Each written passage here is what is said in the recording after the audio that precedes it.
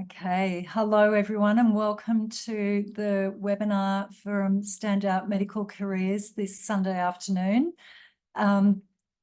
This month, we're focusing on exploring non-clinical roles.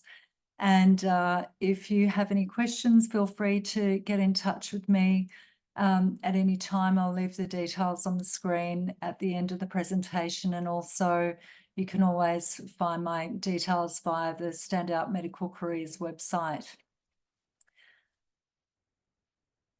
So a little bit about what we do at Standout Medical Careers. Essentially, I work with doctors and support them in whatever career-related aspects they need some help with. So from career planning to overhauling their CVs and preparing for upcoming interviews, and sort of everything in between. Some of the clients I work with see me for a 1-hour session. Other people will work with me over the course of a year as they work on different projects, positioning themselves well for future roles. And that can include getting onto training programs, going for senior executive roles, a whole range of different opportunities that a medical career presents for candidates. So if you don't already sign up to my free newsletter, you can scan the QR code there and please sign up. And I send an email once a month. I do not bombard people with emails in between. And they're also available on my LinkedIn profile. So essentially, this really is an opportunity, I think, for people to think about what a fulfilling career means. And everybody, of course, has different motivations, different interests, strengths. But these are some of the things that I hear people talk about. And it can obviously involve more than one of those factors. And what I find really interesting is that motivations can really change over the course of somebody's career. If you're in this webinar today, I'm sure that you're aware of that, very well aware that you know, as you've progressed through your career, things have developed, and you might want to take on additional roles in as well as your clinical positions, and take up some of those many opportunities available to you. And sometimes, of course, the changes are beyond our control. So really today is all about understanding the options. So I've got the next couple of slides includes a few examples, and I'll speak a little bit more to some of these points as we go through. So first of all, medical advisor type roles, and often that's a search term that people will use as well. A lot of people say to me, I want to do something else. I don't know what it is, and I don't know how to start looking for that. So one of the search terms, a very common position title to look up on platforms like Seek, or some of the health department websites, or medical recruiters, or LinkedIn, wherever it is you're looking for positions, medical advisor for sort of senior positions, and utilizing, or not even necessarily that senior, but any role that involves you providing your medical expertise. And often they're in a part-time capacity, so they lend themselves very well to people who want to have a combination of positions, so a portfolio career. And the point on medical leadership here, that often is those medical advisor roles, but they can also include the types of positions that you'd be possibly familiar with within your workplace environments, be that within the hospital setting, or other organisations where you have positions like the director positions of different types. And actually this morning I was speaking with a consultant of 12 years who is applying for a position that is a director position in the location that she's currently working with. And that organisation has opened up the recruitment process to non-clinical as well as clinical candidates. So, I said to her, it's really important to have a really great look at very thorough look at what that position description involves. So go beyond the ad, and I'd recommend this for every position. Look at an ad, but also then if they provide the position description, really have a close look at that and see what it is that they're looking for and how much you fulfill those criteria. If they don't provide the position description, get in touch with the contact person or people that are listed on the ad and ask to have that information provided to you, because it's very telling in terms of the content that's available in there. And I find actually when I work with my clients, I refer to that to help formulate questions, interview questions, because I think that there's a lot of hints within that document that lend themselves to being able to determine what questions they're going to be asking at the interview. Medical administration, some of you will be familiar with the College of Medical Administrators. It's a relatively new specialty and one that's definitely developing within Australia, New Zealand and beyond. The college also trains staff in, or trains candidates in Hong Kong as well as Australia and New Zealand. So that's quite a growing area, and that actually the application to do the RACMA training requires you to have your clinical credentials. So, and I work with a number of people who are RACMA fellows.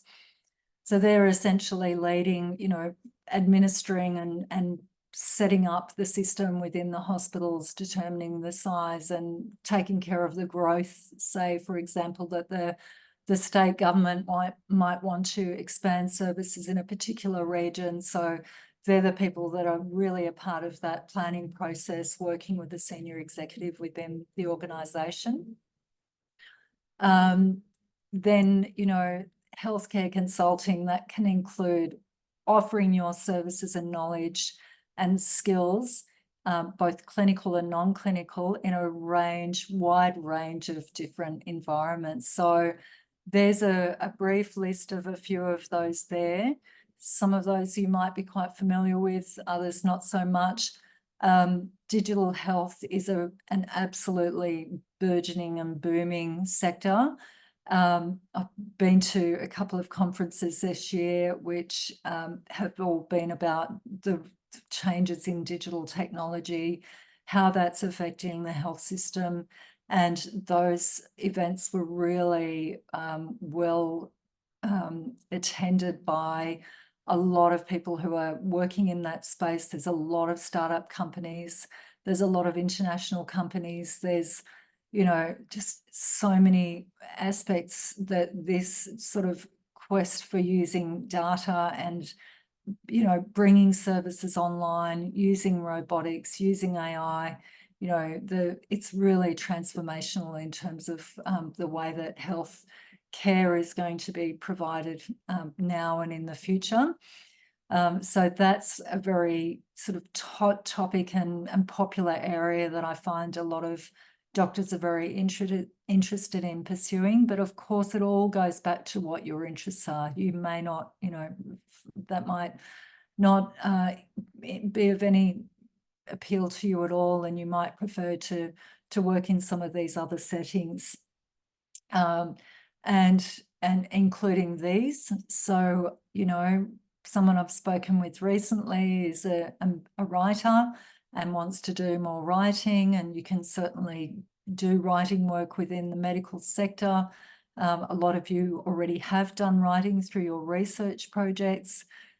So you can apply those skills to other types of writing as well, if writing is of interest to you. A lot of other points listed there and places where these opportunities exist, all of which I won't go into. One of my current clients also has done work for the Department of Veterans Affairs, which is listed in there, as well as working across a few other areas simultaneously. So really, there is the possibility to wear these many hats as well. And you might want to go towards one of these particular organisations, or you might want to have a real mix of what you're doing. You know, you might be interested in leadership and executive positions within the public health system, but you might also then be interested in working in some of these other sectors. And people do that. And if you are on LinkedIn at all, you can look people up and see that they are doing numerous roles in different settings at the same time. And often often they're able to do that because they're either part-time roles or they're roles that don't require full-time or, you know, really onerous commitments. So for example, the example that comes to mind for me with that is with boards. So boards tend to meet monthly or every few months. So it's not a huge demand on your time. Certainly preparing and reading all the papers and being across the issues takes some time away from those board meetings. However, a lot of the people I've worked with have found quite successfully managing that aspect of their careers, and it's something where they get a lot of enjoyment, because the board setting also enables you to mix with people often from different industries or who possess different skill sets. So that can be a really interesting and challenging and rewarding environment to work in. I think most people will be familiar with what some of those other, you know, sectors offer and involve. So, you know, I've mentioned the word portfolio career. What does that actually mean? As per the caption here, a working style where you combine multiple streams of income, creating a mix of full or part-time employment. So that isn't just as you sort of get older. Often in medicine, it's people to undertake those sorts of opportunities when they've completed training, but I think that's probably even more a thing of the past. There are certainly a number of junior doctors, doctors in training, and registrars that I know who have these portfolio careers already. So they're working within the health system and in their full-time clinical roles. They're doing their research. They're also, you know, some of them have their own startups, some of them work on boards for other organisations or their own organisations, and they might work for consultancy firms as well. So PricewaterhouseCoopers or one of those big consulting agencies often bring people in for short periods of time. So really the message is, of course, that what you have learned and your experience and skill sets are highly valued in other sectors apart from the sort of traditional sector and environment of medicine that you're familiar with and that you've gone into. So some of the benefits of this portfolio career are listed here. And, you know, I've actually had firsthand experience of that when I was working at the AMA. I worked for AMA New South Wales, and then I was part-time also working for Federal AMA. And, you know, I enjoyed being in two different offices, working with different groups of people, having that flexibility in my work, having the variety. And definitely other opportunities were presented to me that weren't available at the other branch. So, for example, I got involved in developing online learning with the Federal AMA through the doctor portal platform that they had going. And I was very much able also to do those other things, those other points. So I did get control of my career trajectory to the point where I left those two organisations and started my own business. And, you know, there are many ways that we can pursue multiple income streams now. So I think the portfolio career, the non-clinical aspects of opportunities that are out there, now is a really fantastic time to be able to utilise technology, utilise different ways of earning revenue rather than simply turning up in person somewhere. You know, there's, you know, writing courses, or, you know, some of the educational material I've developed with my own business means that people can purchase products and, you know, courses from me when, and I don't have to have any one-to-one contact with them. So it's happening when I'm not even engaging with that person, but they're engaging with my services. So there are a couple of examples. I think the benefits speak for themselves. I've also worked with a number of doctors, in particular GPs, who are looking for something else. We're all familiar with a lot of burnout being around, and the demands are getting greater on a lot of people in medicine, and GPs are no exception. And one of the GPs I was working with last year had been a GP for 30 years, had a number of different roles. So some of those were volunteer roles, unpaid roles on the weekend, working with doctors to support them. And then she decided to cut down her hours in the practice that she's been working in. She was no longer fond of doing the extra hours at night that she did unpaid for her clinical work at that GP practice. Was very torn about reducing her time there, but at the same time recognised it was time for her to pursue other interests that she had and to explore where else she could be applying her skills and knowledge. And she went on to have 3 job offers and started working part-time in a few different roles that gave her exposure to, you know, all of these things: flexibility, variety, different people, you know, really being able to explore what it was she wanted more time doing. So, for example, one of the benefits for her was, she said, well, in one of these roles, I get 45 minutes to see each of the patients that walks in the door, which is in very stark contrast to the situation that she's in the private practice that she's working in. So lots of different options. So I think it's really worth expanding your mind, looking out a bit further if you want to change. And then this slide's all about, okay, well, how can you really start putting that, getting a process happening for that? So I always think, first of all, the place that you're in can provide a lot of opportunities.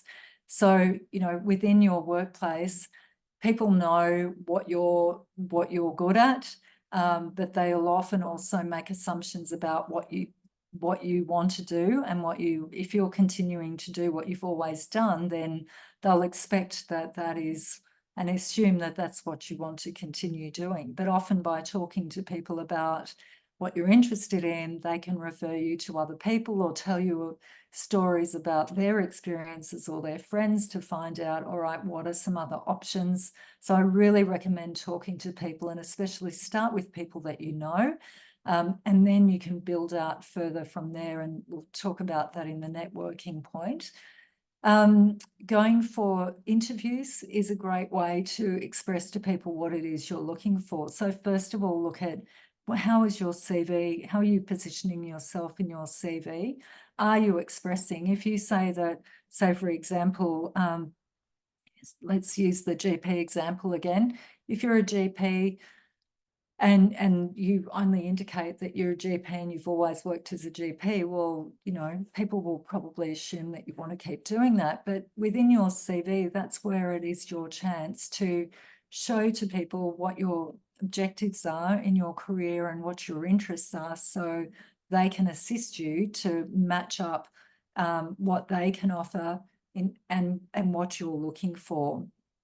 So that's a really worthwhile thing to consider. And a lot of people's CVs can be very outdated and very unchanged in their format to what they were when they first went into medicine. And I really think that a lot of CVs I see sell the people that they represent short, because they're missing really important details about that person, as I've mentioned some of those already. So what are your strengths? What are you looking to do?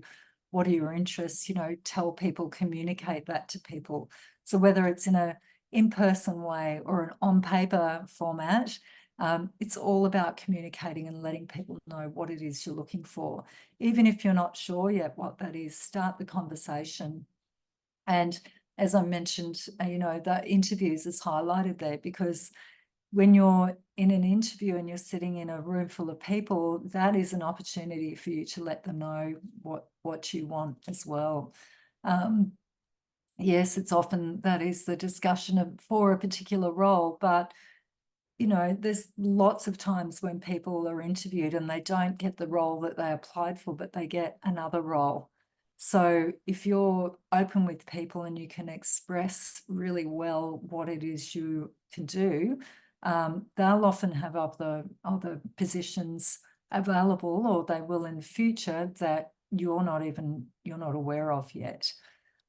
So that's a really useful forum as well. Networking, mixing with people, you're probably familiar with, conferences and those types of events. Definitely fantastic opportunities for you to, not just go and listen to presentations, but actively seek out people that you might be interested in meeting, and approaching them for a conversation, and informing people what it is you're interested in doing. So you really need to think about what is the message you're trying to convey to people, and the message can be different depending on the different audiences that you're dealing with. So for anyone who's joined since I started, I am recording this session. We'll take questions afterwards when I've stopped the recording, and I can send you the recording afterwards as well, so you can catch up on the previous slides. In terms of social media, that's another great location. I think professionally, my platform of choice is LinkedIn, and I really think it's worth having a LinkedIn profile, because you can connect with so many people with similar interests all over the world. It enables you immediately to reach out beyond the location that you currently work in and extend your network a lot further out. So, I do actually have another webinar coming up. I'm not sure if it's next month or the month or in November, on LinkedIn for doctors. So if you'd like to know more about that, feel free to register. That's a free event as well.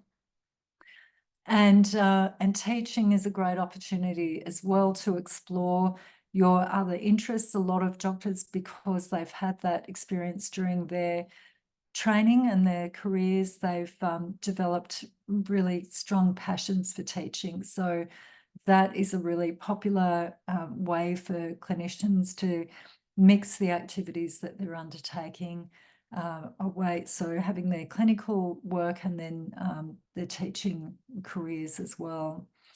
Special projects, there's the opportunities abound.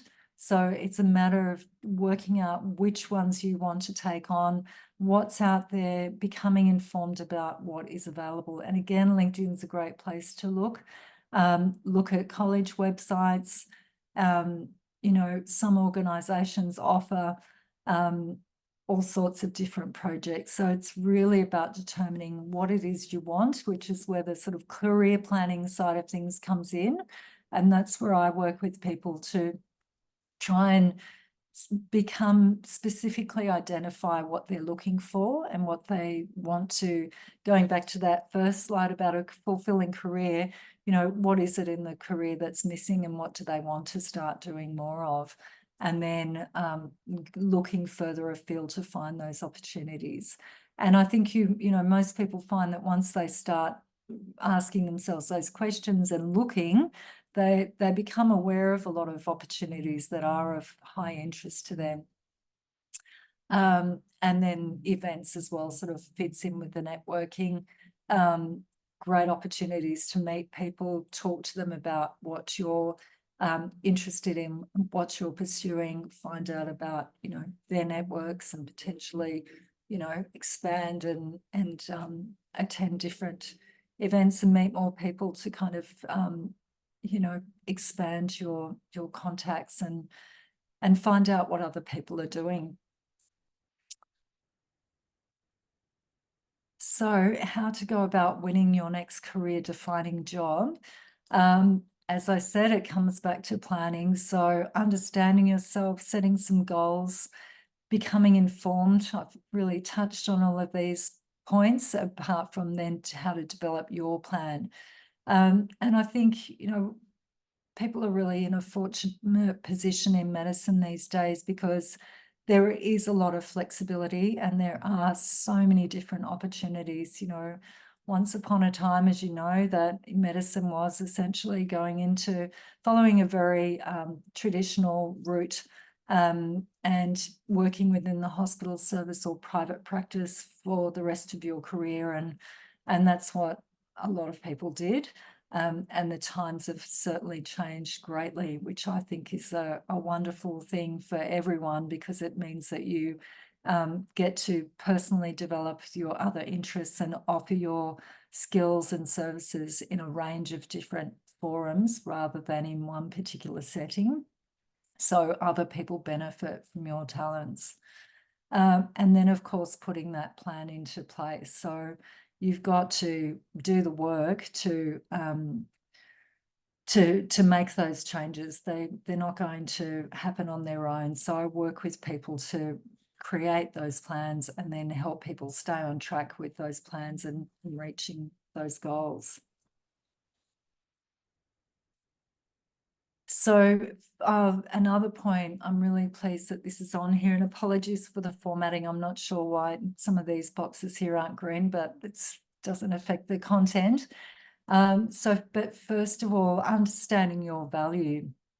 And I think that this is where a lot of people haven't really stopped and thought about what do they offer. And we often start with our current job title to explain to people, what we're about, or people will always ask, what is it you do? And then they'll make these assumptions about you based on what they know. So it's really your job to communicate, first of all, understand what is your value, what do you offer, and then communicate that to other people. Because if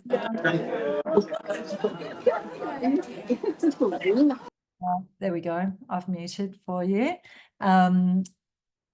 So yes, sorry, I was interrupted, so I've lost my train of thought. But, understanding your value means explaining to people what it is you're good at and what you can offer to their organisation and how you can make a difference there. So, like I said, a lot of people make assumptions, especially with doctors. I remember when I started doing this work, people who weren't doctors would say to me, well, why would doctors need any help? And I think, well, doctors are people as well, and they get nervous about interviews like everyone else, and they're going for very highly competitive roles and have incredibly demanding commitments in their lives and a lot to juggle. So if anyone needs career coaching, to me, it seemed like doctors were, a group of people that could certainly benefit from that type of service. So think about what it is that you offer. If you have to write things down, write it down and work out, well, what is it I'm going to say to people?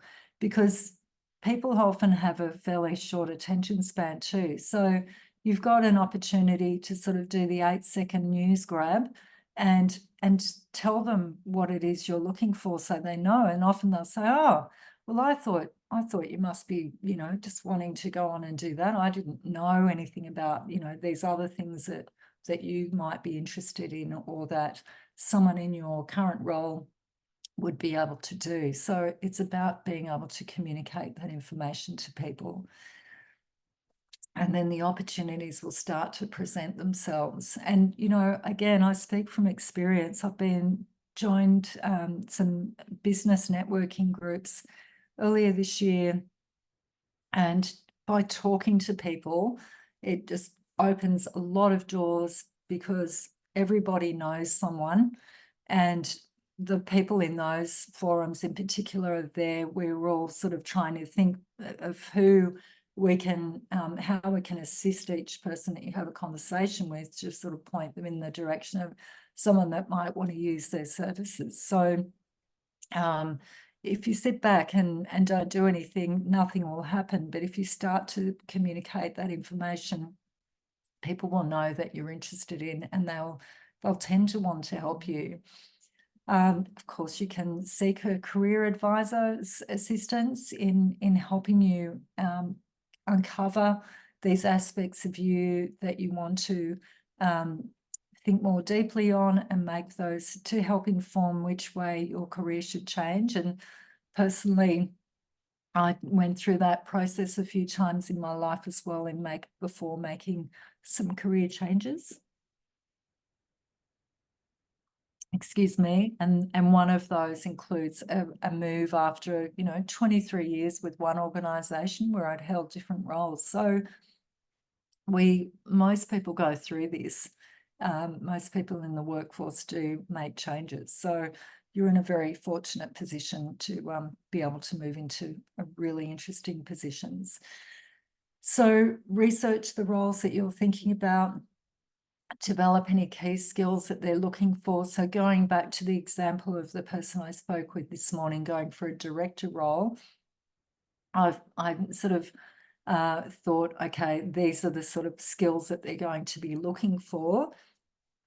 And I'll be looking up the position description as well out of interest, even if we don't end up working together. But I know what they're going to be looking for. So it's going to be up to that candidate to be able to express not only, of course, that she has the clinical knowledge that's appropriate for that position, but they'll be really interested in the non-clinical side of things because that's what the position calls for. And she said that she has been working on that aspect of her skill set over the past few years. So I'll be interested to find out more about that. So that's all part of the career planning process as well, which is looking at where are your gaps and what do you need to work on in order to get to that place. Often, I think almost a bit unfortunately, people think that they have to, attain a qualification that's going to take them 4 years to be selected, or considered for a position. And yes, certainly that is the case. And a lot of, especially in medicine, of course, there's qualifications that you need. But when it comes to undertakings like Masters of Business Administration or similar, I think long and hard about whether or not you really need to do that. Look at the roles you're interested in and see whether they are required qualifications or not. Because, you may well save yourself a lot of time by applying for roles if you don't need to go down that path. But of course, if you want to do the learning anyway, then that's a very useful way to spend your resources. Gaining some exposure, so going out, talking to people, seeing if you can get some insights into their work life. And it's very easy to do that now these days as well without even talking to anyone. There's a million podcasts out there where people are talking to others who do the different types of roles, medicine included, where you can find out more and hear about what is it like to work in that position. And again, networking with people who work within those fields. Sorry, I've gone backwards. And having the confidence to make that change.